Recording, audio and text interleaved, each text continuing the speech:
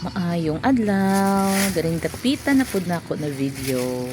Nagplano ko na ako ni isugba. Kini di ay po na isda hinatag ni sa amo ni Ate Lala. Salamat po kaayo, Ate Lala. So amo na siyang naisipan na isugba diri kay wala na misudan. Sabi ko aton atong isugba ang gihatag sa tuan na isda. Kay parang sabi ko kubrog kalamig gid. Salamat gid kaayo Lord kami mga blessing gid na nagaabot permi sa among kinabuhi.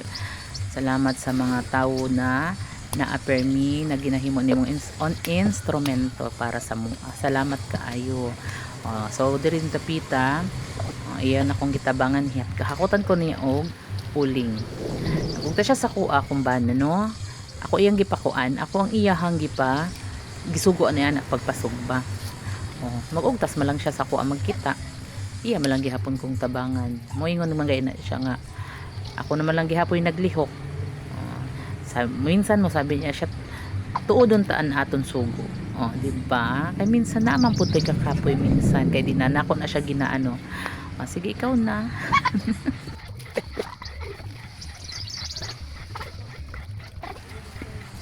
So diring tapita nagkuha na gid siya og papel na mo iyahang gipanghaling.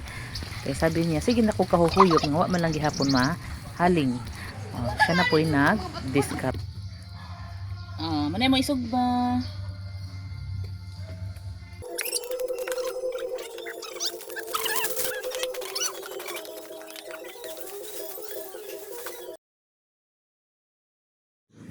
So amo siyang giputos og foil no para dili siya masunog gyud. Amo siyang gitarong og putos.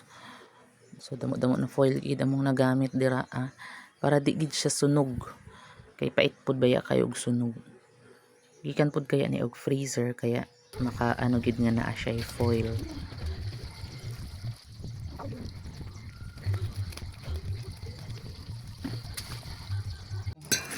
So ayan, luto na siya.